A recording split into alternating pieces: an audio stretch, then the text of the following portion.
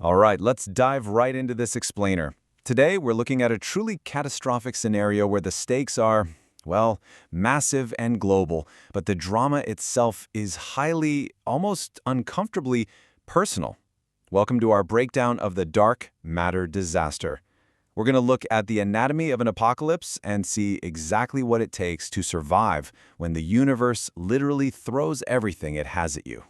And it's a genuine question, right? To really grasp this, we're going to track the Mason family's absolutely frantic battle for survival against a rapid-fire sequence of completely unprecedented scientific anomalies. You see, the end of the world is bad enough on its own, but imagine having to navigate it while trying to bond with a hostile teenage stepson and two terrified daughters. It is basically the ultimate stress test for a newly blended family. So, let's get into Section 1, an unstoppable cosmic threat. Our disaster doesn't begin with blaring sirens or some emergency warning broadcast.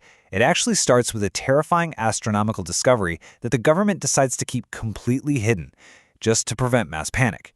A dark matter object is detected accelerating toward Earth at an impossible speed of 5c. That is 5 times the speed of light. Obviously, this prompts absolute dread among top astrophysical researchers.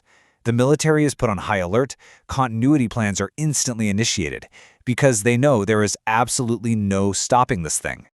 Now, I have to explain this next part with total deadpan seriousness because this is the actual science we're working with here. The definition of a dark matter impact, according to the researchers, is that the object passes straight through the planet like a bullet through Jell-O. Except, as we know, Earth has a warm, melty center, kind of like a cream egg. So this cosmic anomaly pierces northern Alaska, goes straight through the planet, and causes massive global seismic disturbances as all that deep core magma rushes in to fill the empty void left behind.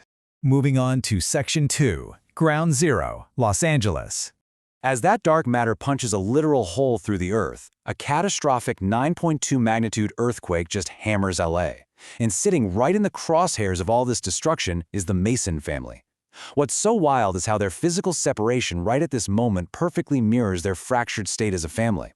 On one hand, you've got Matt and his angsty teenage son Ricky way out in the wilderness for a bonding trip, thankfully equipped with a heavy-duty military surplus Humvee.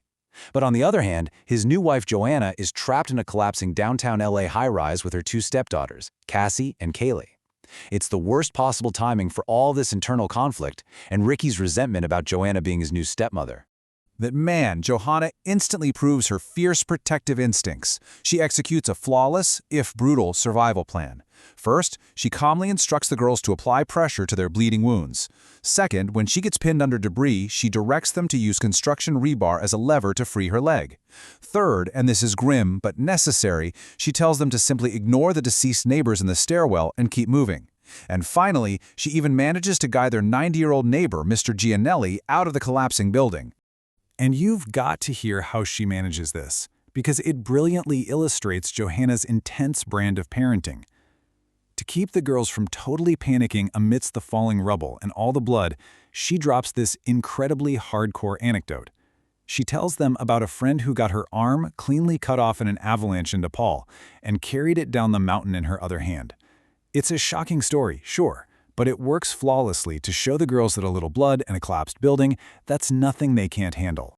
Which brings us to Section 3, ham radios and hijackers. Meanwhile, outside the crumbling city, Matt and Ricky are facing immense overland obstacles trying to get back to LA. Cell towers are completely toast. Rampant looting is everywhere as martial law looms over the area. Entire mountainsides are destabilized by the continuous shaking.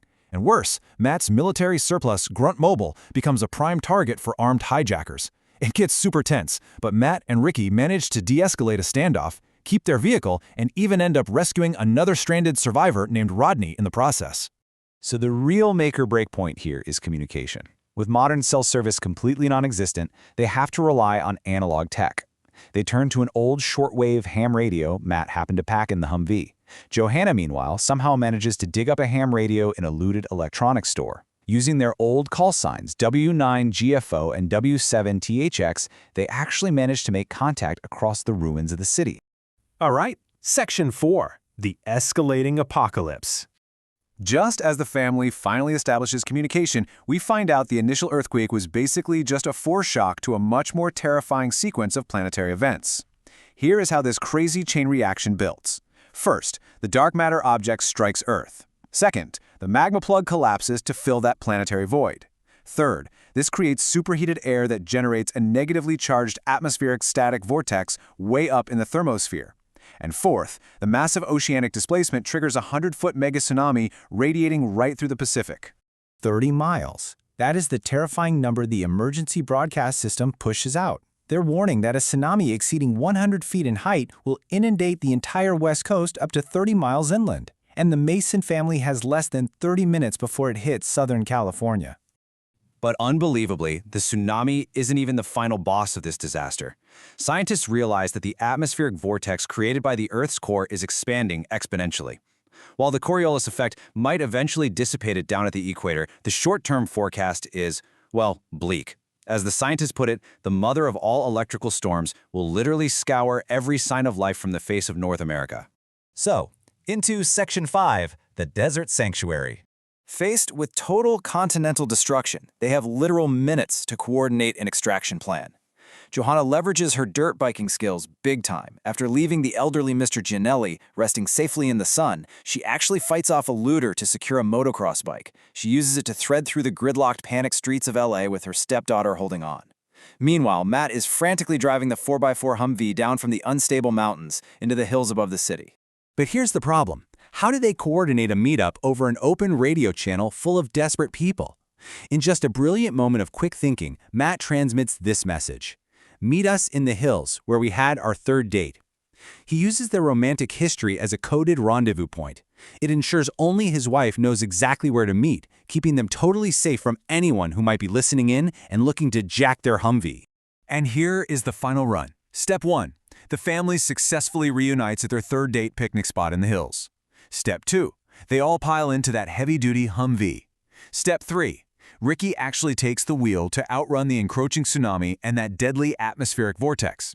Step 4. Guided by Rodney, yep, the survivor they saved earlier, they secure a desert sanctuary. It turns out to be a decommissioned missile silo bunker, fully stocked with years of food and water.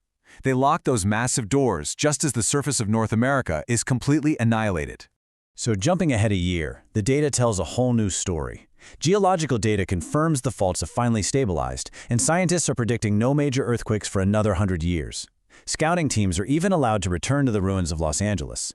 But when given the choice to go back to the city, the Masons realize their priorities have fundamentally shifted. They actually make the decision to remain off-grid in the country. As the previously angsty teenager Kaylee puts it, I kind of like being a country girl. Having survived an absolutely impossible barrage of cosmic and terrestrial threats, this once-fractured family has found deep unity in their new off-grid reality. The shared trauma, the teamwork, the survival, it completely erased the resentment that was tearing them apart just a year prior. Which brings us to the ultimate takeaway from this explainer. If the world ended tomorrow, would your family be ready to coordinate a desert bunker rendezvous? Or are you guys still arguing over who gets to ride shotgun?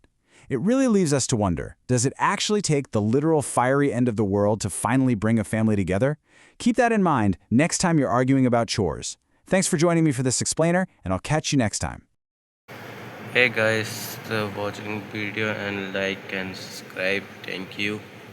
Hey YouTube, last participate my small activities video. Then this is my video.